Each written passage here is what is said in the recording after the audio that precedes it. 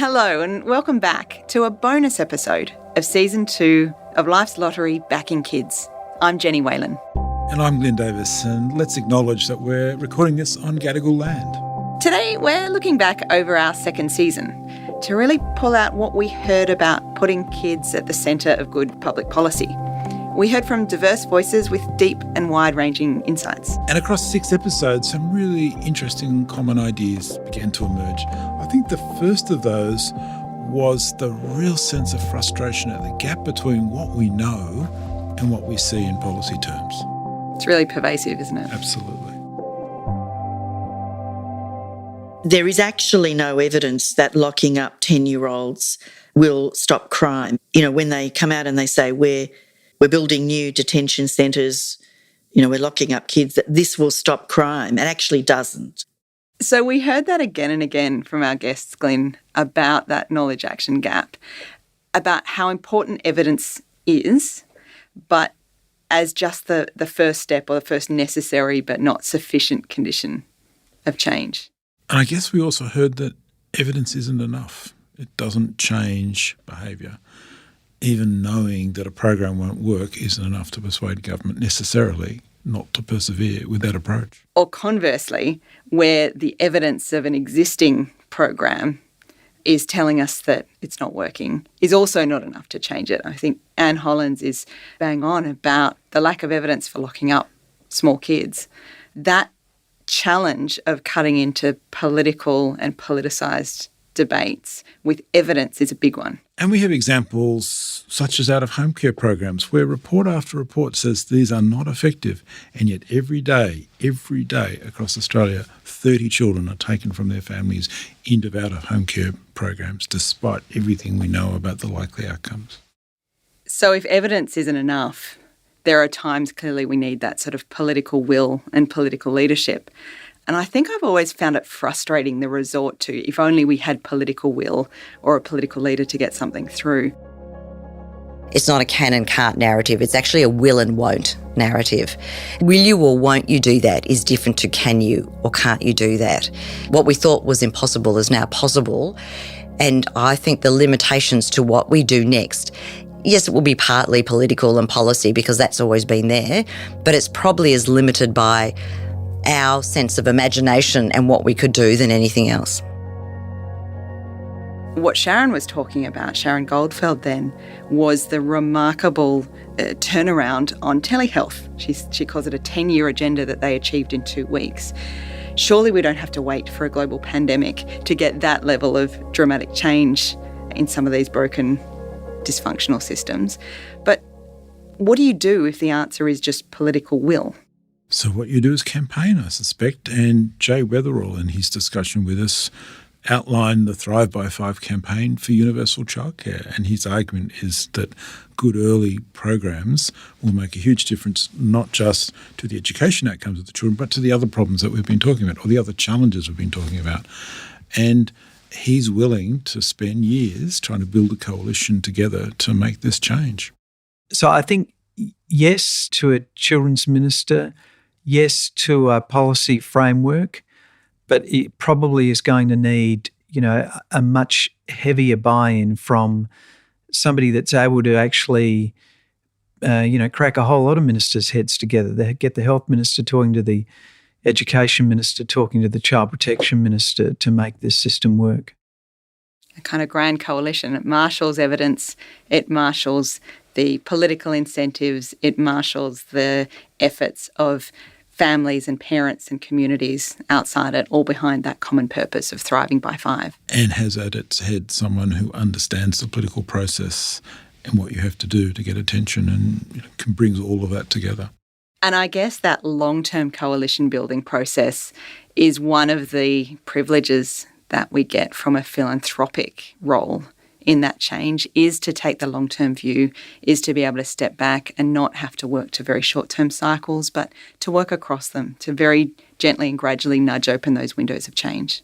Absolutely. And in season 1 of Life's Lottery, we talked with the Pew Foundation, and they made that point about prison reform in the United States, that they could go into this deeply unpopular area with a deeply unpopular proposal that made sense but didn't fit the political moment, and spend 10 years arguing for it because they don't have shareholders and they don't have people who can shut them down. And they've achieved remarkable change across the United States. Let's hope we see similar outcomes for early childhood education and support here in Australia. I think we do need a cabinet minister for children, but as well as that, I think we need to also have all of the ministers responsible for portfolios that affect the lives of children and their families to be working together. So I have been also calling for a child and family wellbeing task force. So a really clear theme that came through, Jeni, of our conversations, I felt, was this despair about coordination.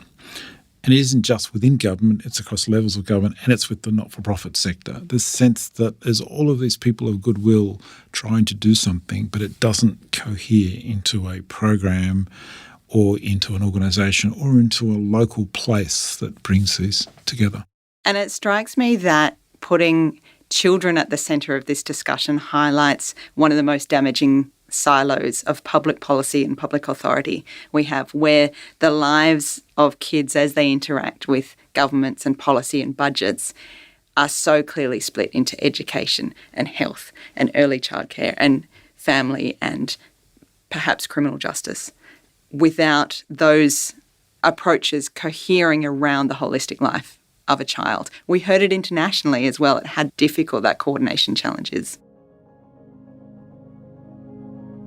I mean, one of the great paradoxes of our current system of childcare is that the children of the families that would most benefit from it don't use it. And that's because it's the world of work defines the entry points into this system. So if you have a chaotic relationship with the world of work, you don't get into the childcare system. Yet that would be a protective environment in which children could be kept safe.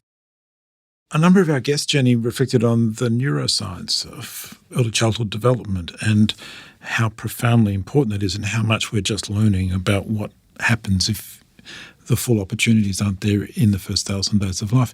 You're actually experiencing this at the moment with a small and beautiful daughter. Tell us about what it's like to watch your daughter engage with the world. Well, there's nothing like it, is there? As anyone who's ever spent time with a small baby will know. She's 9 weeks as we record now. And at that stage of life where almost every hour you can see those neurons firing, you can see the brain development happening, you can see the reach from just one toy to the next one on the toy bar in front of her. And what an incredible time, what a privilege to be able to be there through it. But I must say, I also reflect regularly on just how tough it is when the circumstances don't let you do that, don't let you have the privilege of spending uninterrupted time with a tiny baby. And I don't think that we support parents and mothers and babies well enough at that absolutely critical stage. Also fascinating was to hear Leela Smith's interviews with Indigenous organisations that are producing very place-based approaches, not at the macro task force level, but in place, in a single community, single group of people. Our people were forbidden to speak their language, and there was policies put in place many years ago that prevented our people from practising our culture, our dances, and particularly passing on the language to the next generation. And the language held stories, it held stories on country, it gave us our identity.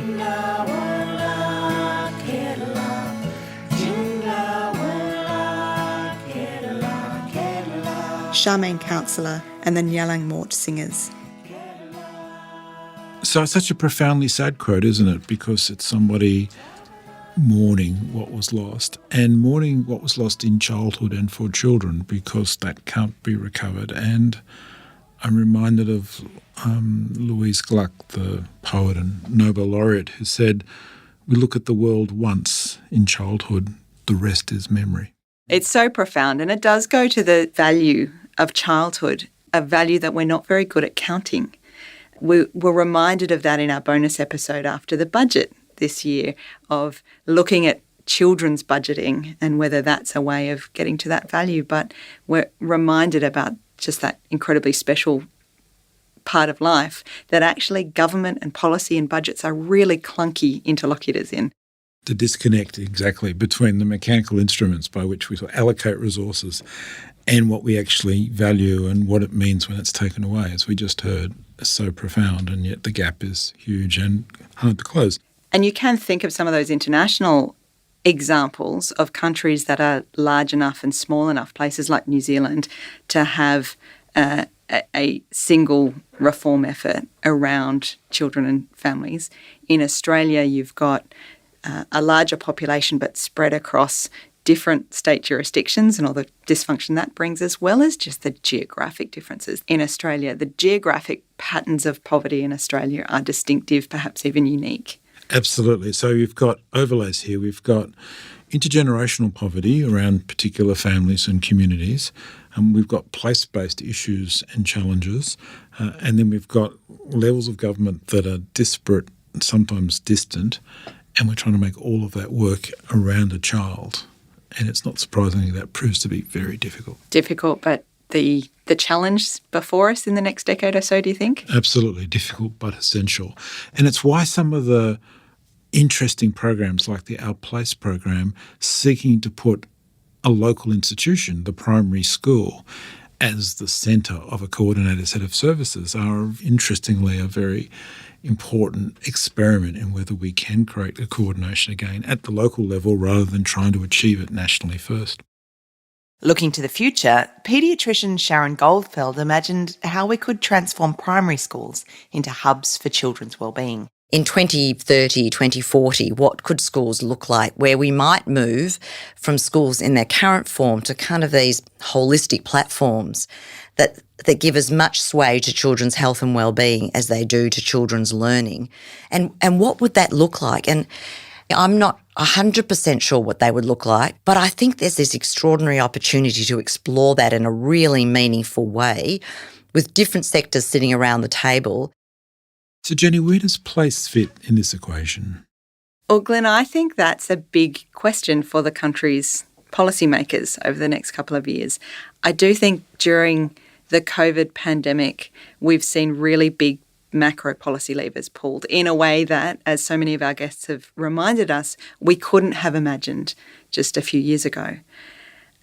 As that subsides and we turn back to the priorities that are still there, that demand more localised and tailored solutions, the question of place, the question of how to do place-based projects at scale, how to do place-based policy at scale without replication. I think that's going to be one of the dominant policy questions for our country in the next 10 years. And one we should return to, because so many of the collective impact place-based projects are really about early childhood. They all focus on very young people, and they all make the judgment, I think accurately, that early intervention and early support has the biggest potential payoff for the society and community and for the individuals, of course. Let's keep our eye on that one.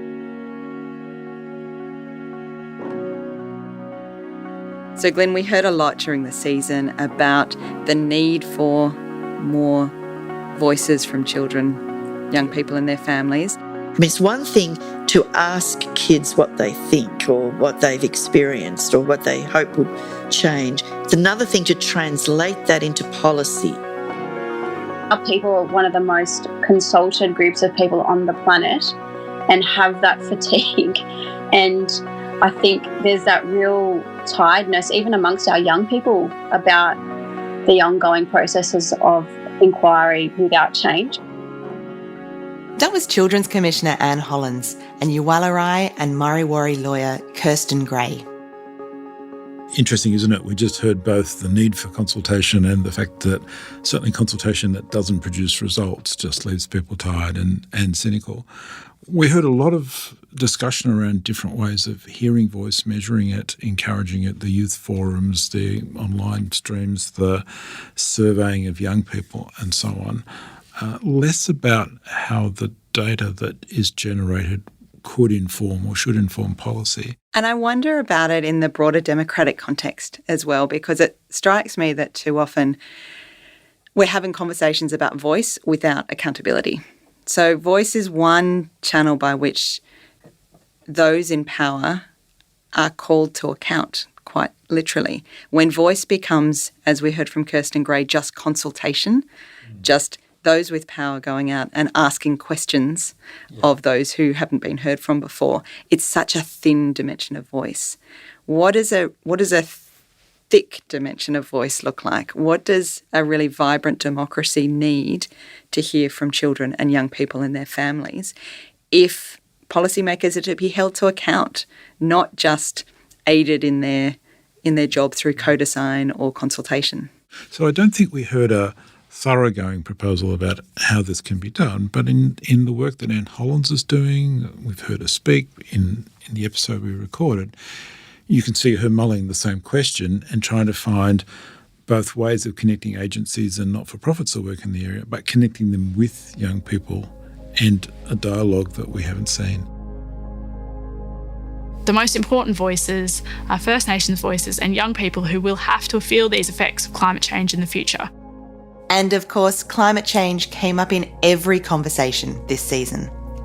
We spoke with Young Tasmanian of the Year, Caitlin Johnson, as well as Alicia Malorn from Equity Economics. Children in Australia are really worried about climate change. In fact, 59% of young people consider climate change to be a threat to their safety, and 71% name it as their biggest environmental concern. And Kevin Watkins from the London School of Economics. We need to listen to children.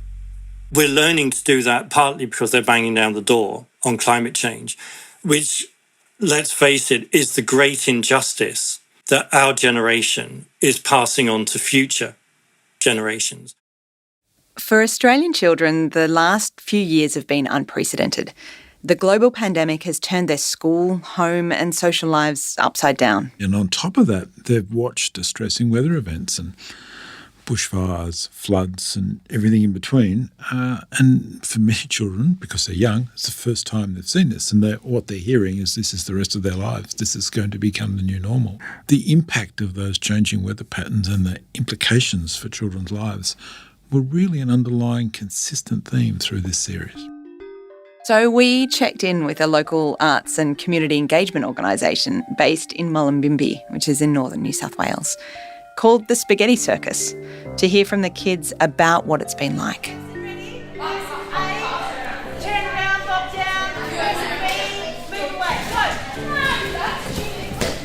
I'm Ellen and I'm 18. Probably my favourite things about Circus is the community and the welcomingness and the feeling of home here. Challenging yourself and testing your boundaries and learning new things. There's just such a big community that kind of supports you through your childhood. I'm Maxine. I'm 15. Seeing water rise higher and higher and constantly moving things to like higher ground, and then we have the cats running around and we're worried about them. My name is Malaika. I'm 16 years old. Looking off the balcony, and it's no longer the balcony off the second floor, it's the balcony off the first floor because that's where the water's at. And then it stunk. 30-40 centimetres is how high the water got, and then all of the mats got flooded, and in the back shed the whole sprung floor got flooded and the wood was all mouldy and muddy and gross, so we had to rebuild that, and then gurney everything and clean everything and dry everything while it was still raining, and it was like a completely different place. It was like a shed that was filled like halfway with mud. I'm Laima. I'm 14 years old. Having to spend a lot of your time just helping other people, it's like really nice to do that, and it's really exhausting as well. I was just here all the time, 24/7 basically, and then I got COVID in the midst of it. This whole scenario is really exhausting to just live in. I think everyone's kind of got this as soon as it starts raining heavily. It's like a bit emotional and triggering almost. We've got a tin roof, so it makes me go insane. I'm so sick of the sound of the rain and sick of getting infections from all the mud everywhere. It's really gross. you didn't realise the amount of rain could actually make it flood this much, and it was like just so much water. So it is scary.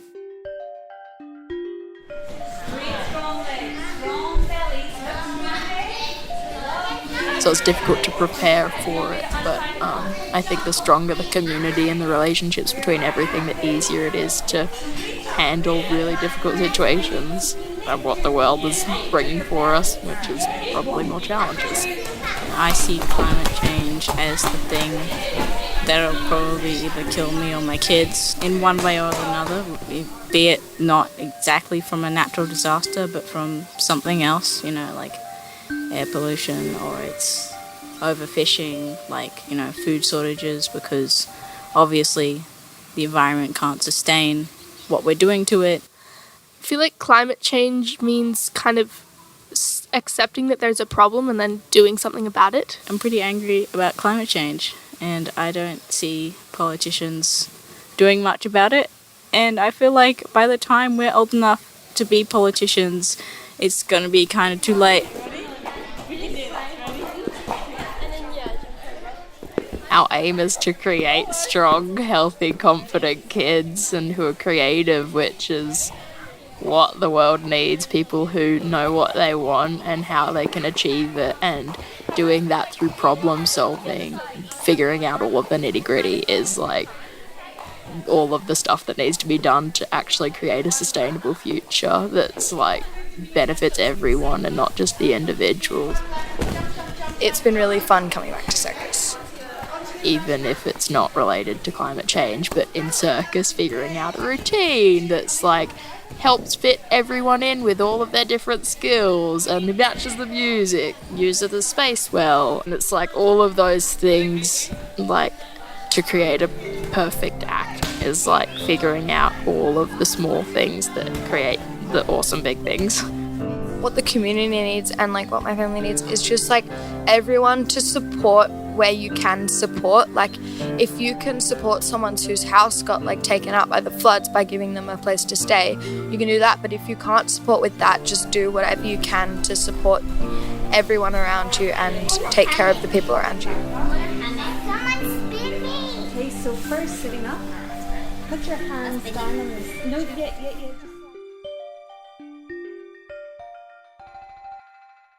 Thanks to the kids of the Spaghetti Circus in Mullumbimby for sharing their thoughts and their fears so clearly, so articulately.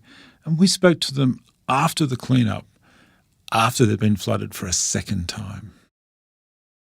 So, Glyn, we asked all of our guests this season about what it would look like if we got it right and put kids at the centre of policy and policy making in Australia. What about for you? What do you think it could look like? So it's interesting, isn't it, that in the election we've just been through, perhaps for the first time, childcare emerged as a major issue, debated not just by the major parties, but by many of the independent candidates as well. And I think that's a harbinger of where public sentiment is, the sense that so many women expect to be able to participate on the same basis as men, and that childcare is absolutely central to that. It's central to family finances. And it's also central for the children to be part of something, a community wider than the family, as well as, of course, their family base. So I expect we might see really extended discussions about the future of childcare and continuing campaigns now that the election is over about how this comes to the fore in public policy. And let's face it, Glyn, you and I are policy junkies, as are many of our listeners out there. I think we've had to wait a couple of elections for the kind of appetite for real policy change that I think we're seeing now in the aftermath of this election. Whether it's climate change, whether it's childcare, or a host of the other agendas that do seem to have the ascendancy, there is an appetite for a different kind of strategic policy making now. And a lot of it, as you say, does revolve around kids and families. One challenge, I think, that lies ahead is, of course, we're having those discussions a decade or so into real hollowing out of the capability of the public service, about which you've written so eloquently and others too. I think it'll be a big challenge for Australian Public Service and those in the States as well, to work out how to respond particularly to the appetite for putting kids and families at the centre of policy. And I think we can strap in for an interesting ride. Absolutely. It was fascinating to watch that the move on childcare was a campaign from below. It wasn't necessarily politically led. It was led by interests and people and individuals and organisations that have spent a long time trying to get this onto the agenda and have finally broken through. There's an old school of thinking in public policy called the issue attention cycle that reflects on how long it takes to get an issue up, and the fact that when it gets finally the attention you're hoping for, you've got a very narrow window usually to get policy, because attention becomes boredom very fast. So we're going to see a really interesting moment here where there's possibilities for change, and that window doesn't stay open long. Well, and let me do something that a good political scientist would never do, Glyn, and that's make a prediction. I think if we're right and we can see kids and families at the centre of policy in, let's say, 10 years, it will be because we've found a way of overcoming some of those really damaging silos that we've heard from again and again from our guests that break kids up into their education needs, their health needs, their family needs, the employment needs of their parents, and so on. That's the challenge ahead. And how can that not be an exciting moment? Thanks for joining us again for Life's Lottery Backing Kids. And that was our last episode with my co-host and colleague, Professor Glyn Davis, who's been the CEO of the Paul Ramsay Foundation. Glyn's now taking on a new role as Secretary for the Department of Prime Minister and Cabinet in the Albanese government. And I know all our Life's Lottery listeners will join me in wishing him the very best in his new role. And we have a new season in the works, so stay with us.